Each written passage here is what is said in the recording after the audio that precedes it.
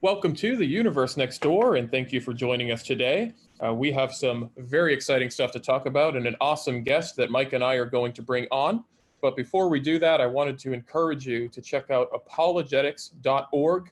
You will find articles and videos and all kinds of cool stuff in the world of apologetics. So check out apologetics.org.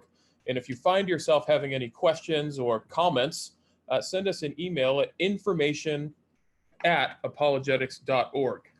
Well, Mike and I are very excited to bring on a guest, and you've probably heard of this guest. It is Dr. J.P. Moreland, Distinguished Professor of Philosophy at Talbot School of Theology at Biola University.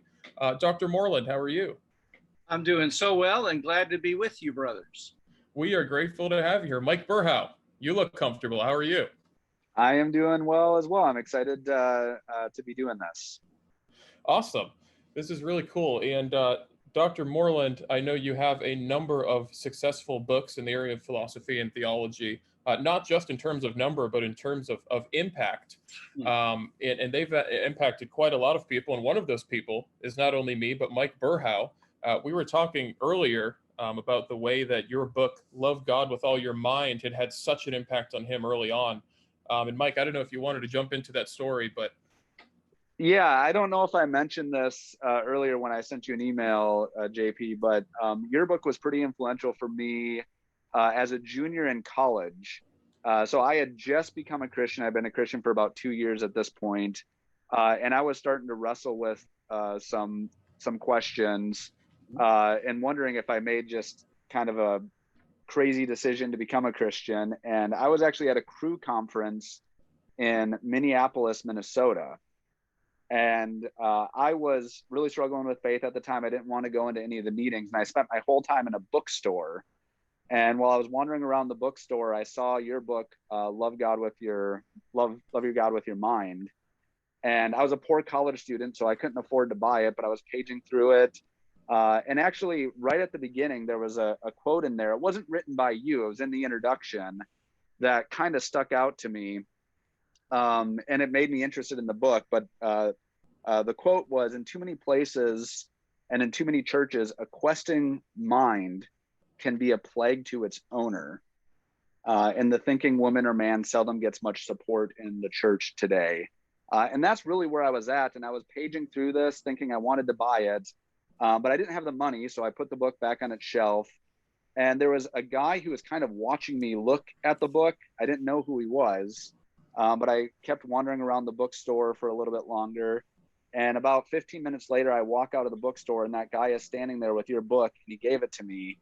No and way. It's just a crazy story. What and he a said, great story.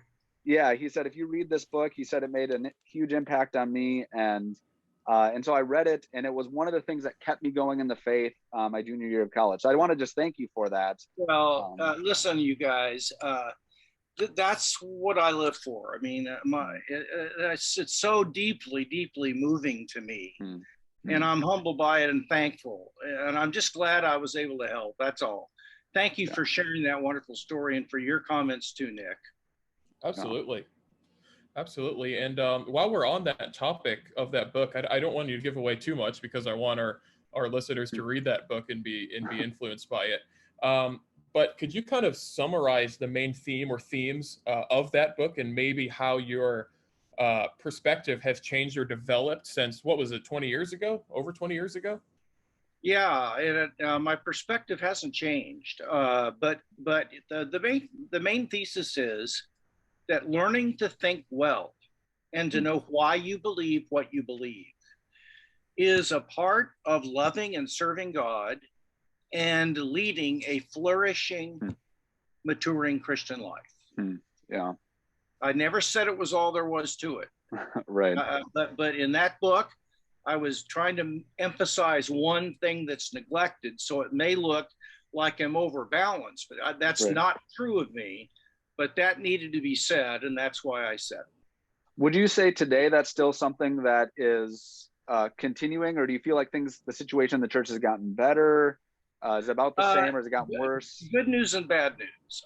The good news is that there has arisen an entire population of people like you guys that are more sophisticated than ever. You guys are better trained and more informed about your faith than people who were sort of curious about these things 30 years ago, 40 years ago. Yeah. And your numbers are greater. I mean, so I bump into ministries all over the country that are like you guys and that are doing podcasts and making things available to people and actually having stimulating discussions. Right. The bad news is that the church as a collective whole has continued to be lazy in this regard and to make excuses for themselves by saying that it's all a matter of faith anyway, where faith means just the blind choice to accept something, which is not biblical faith, but anyway. So both and. Yeah. Well, I know one of the things that helped me when I was first reading through your book. So like I said, I've only been a Christian for a couple of years, and some of the struggles that I had were inside the church. Maybe I would be at a Bible study and I would ask the uncomfortable question in the room. And the feeling that I got at the time was, we just don't talk about those things. And that was actually pushing me a little bit away from faith at the time. But one of the things that stuck out to me in your book is that you pointed out that it wasn't just in the church. So we were living not just in an anti-intellectual church at the moment, but we were also living in an anti-intellectual culture. And that's something that I found that was helpful for me, because it wasn't just Christians who weren't using their minds. It was really everyone. So I was wondering if you could speak maybe to the broader issue of our culture outside of the church. How have things changed over time? Well, it's gotten worse. And the reason is that studies have been documented showing that about 94% of American universities do not identify them as truth universities, that their goal is to help students learn the truth, and thus they want to expose them to different viewpoints so that they can learn to reason and get at a conclusion that is likely to be true. Instead, they're social justice universities. And in their catalogs, their explicit purpose is to raise up and train and mobilize an army of social justice warriors. Now, what that often means is then that the faculties are so one-sided in their worldview, as a kind of a secular leftist progressive worldview, that you get indoctrination that's going on, and students don't learn how to think in those situations because they're not exposed to good thinkers on the other side. So our universities are no longer educating, they're indoctrinating.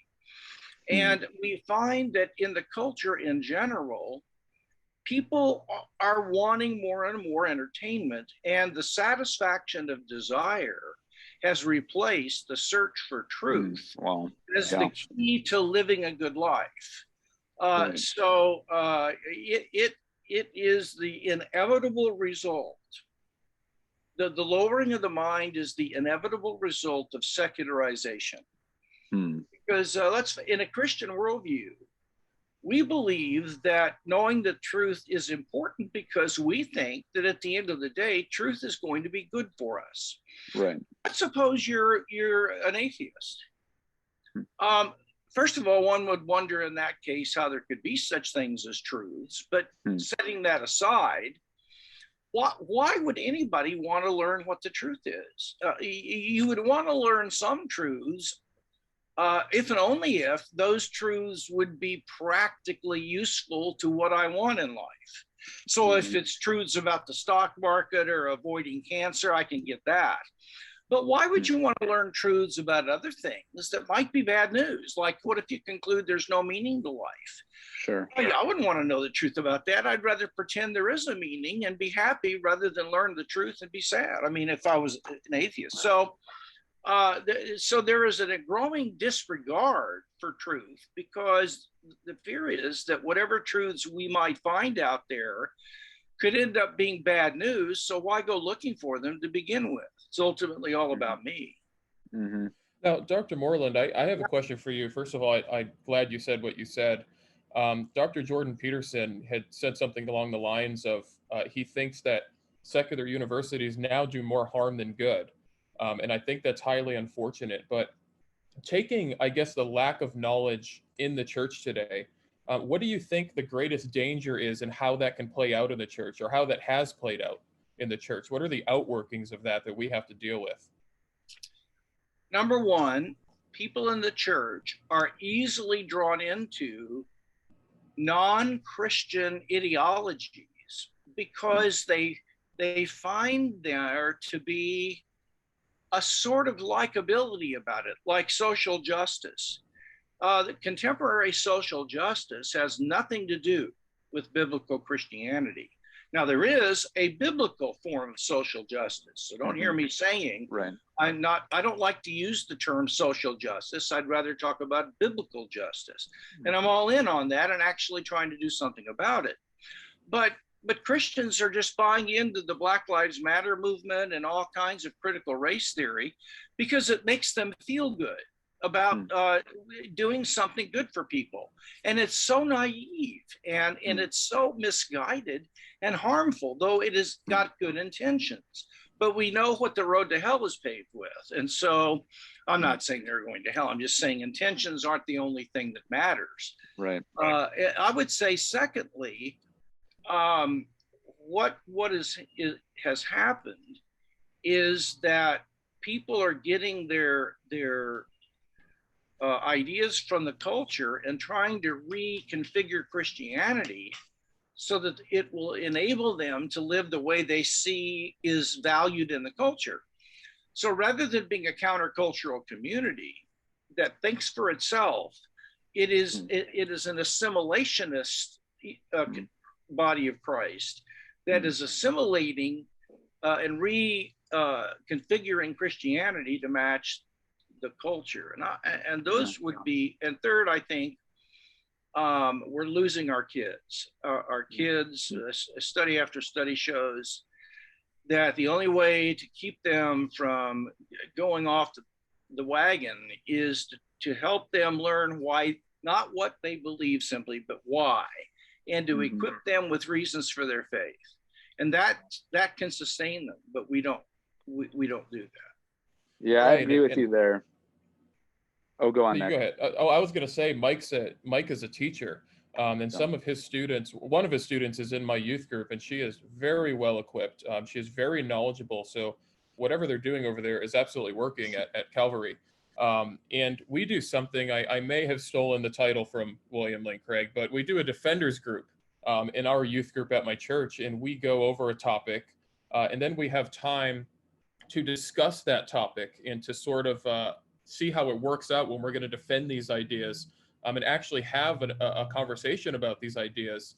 But what I've seen is that so many, not just older people, but younger people especially, are afraid to sort of bring up or even talk about what they truly believe.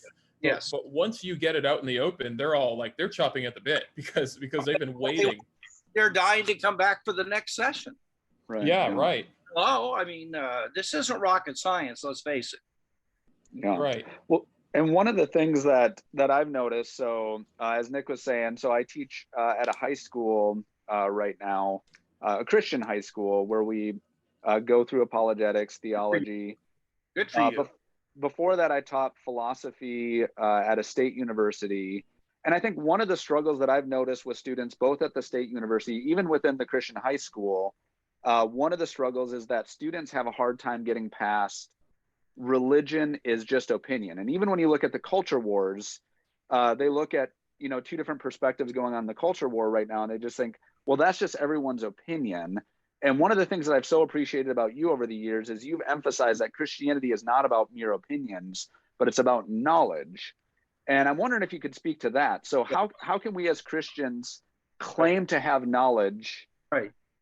Well, so I claim that the central contours of what I call mere Christianity are things that we can know to be true. We don't have to believe them with an ungrounded kind of just blind faith. So faith has literally nothing to do with knowing that these truths are in fact true. Now, faith comes in at the level of committing oneself to them or embracing the relational connection with God and his forgiveness. That's a different matter. So now the way to approach this, Mike, is to try to understand what knowledge is. And I'll just give you a quick definition of two kinds of knowledge that are relevant to this. The first one, and this is all in Love Your God with All Your Mind. I have a revised version of it that's out. First is what's called knowledge by acquaintance. And that is just knowing something just by being directly aware of it. For example, a little child can be directly aware or see an apple. Now, the little child might not know it is an apple. They might not have the concept of an apple yet, so they're not able to recognize it's an apple, and they wouldn't be able to form the thought, hey, that object, that thing on the table is an apple. Okay, they're not there yet, but they still, prior to concepts and thinking, we have experience, direct awareness, in this case, sensory experience, that allows me to be directly aware of the apple and some of its attributes.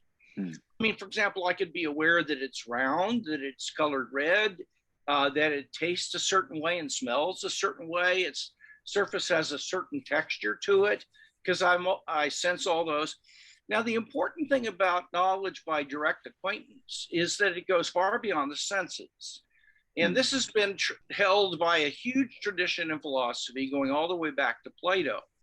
For example, necessary truths that are true but could not have been false, especially things like the truths of logic and mathematics, like 2 + 2 is not only happens to be 4, but it's necessarily 4.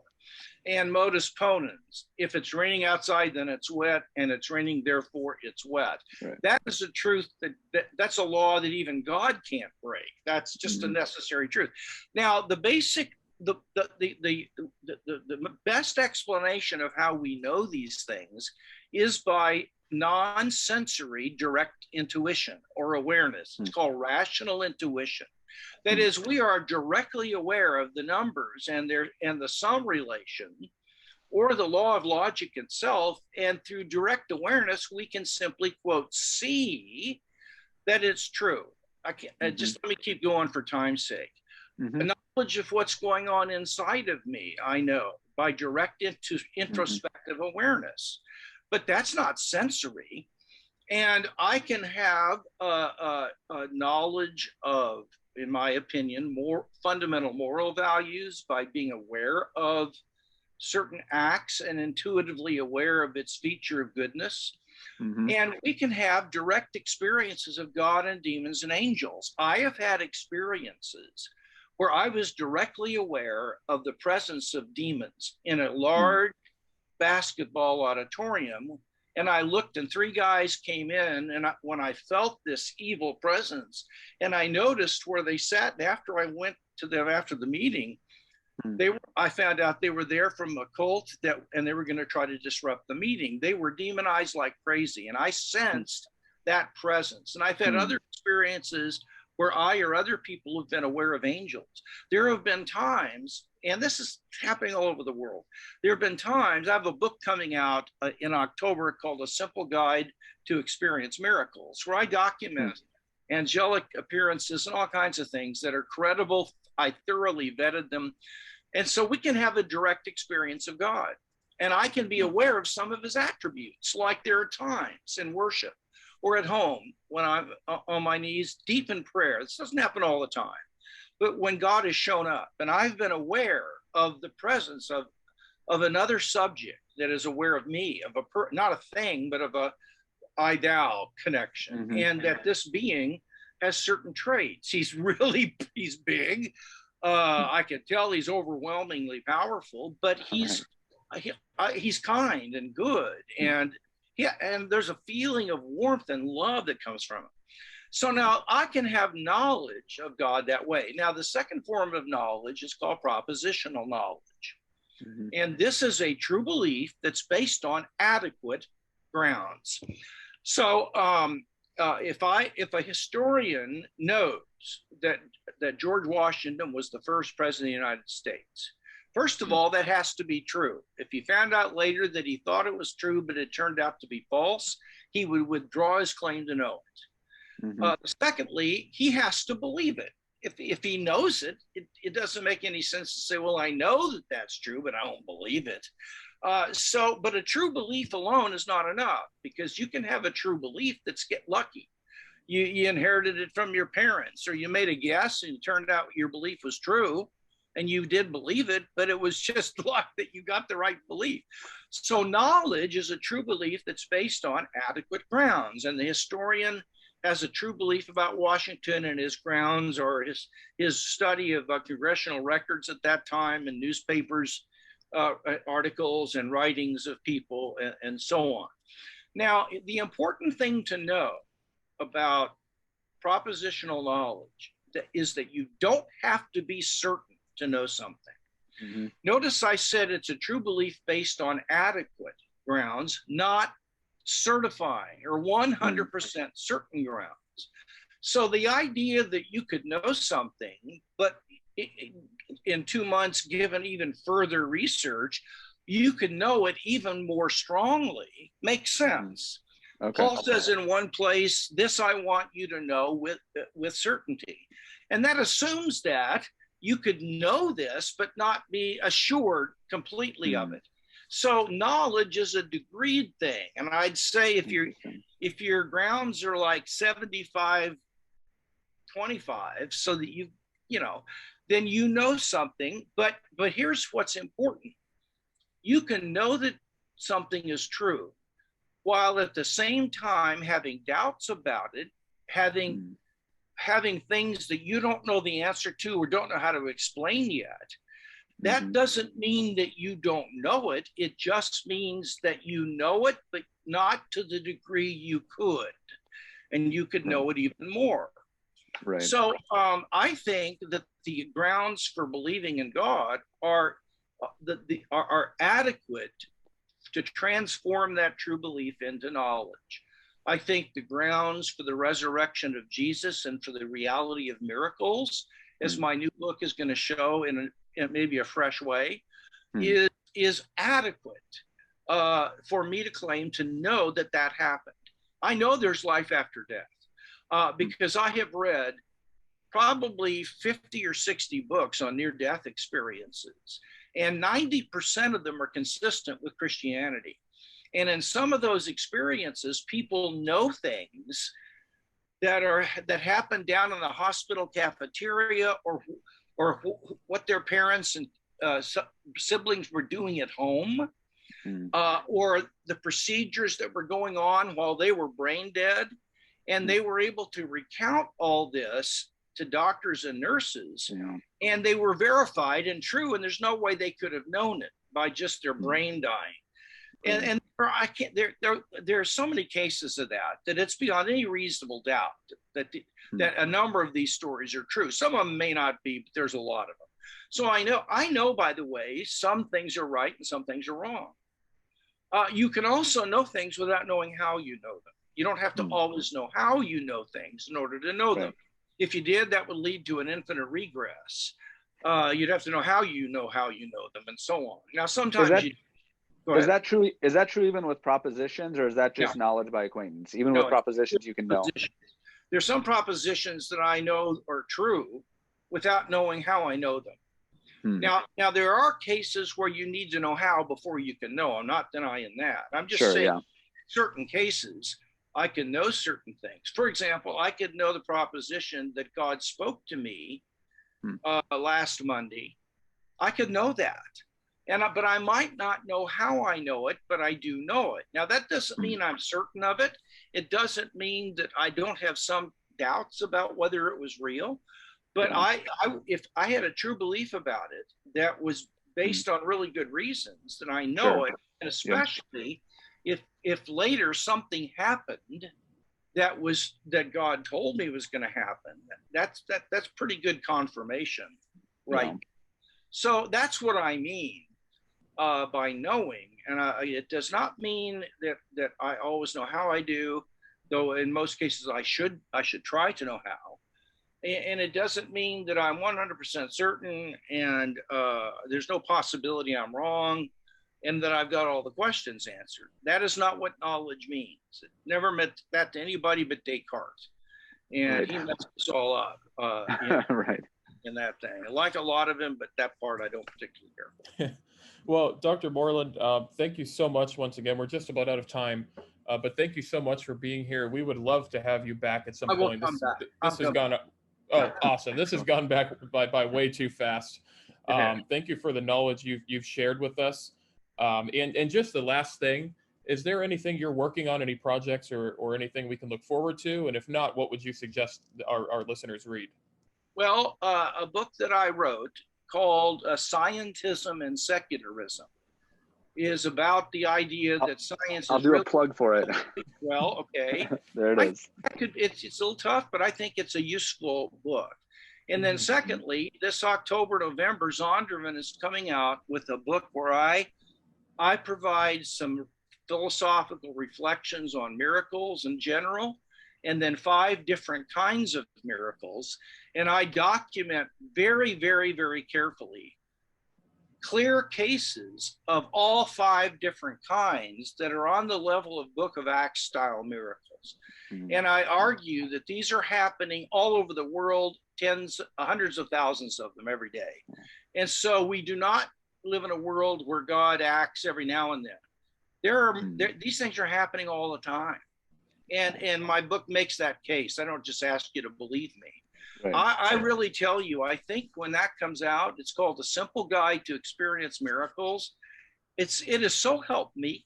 It's going to help people tremendously. I hope. That's my prayer. I think it's going to uplift their faith and make them step out and take risks and believe God for things more than they've ever done before. And that's the prayer I've got for the book. Wow. Okay. Well, we encourage you to check that out. Mike Burhow and Dr. J.P. Moreland, thank you again so much for being here. This has been a great time. And thank you for listening. We'll see you back here next week on The Universe Next Door.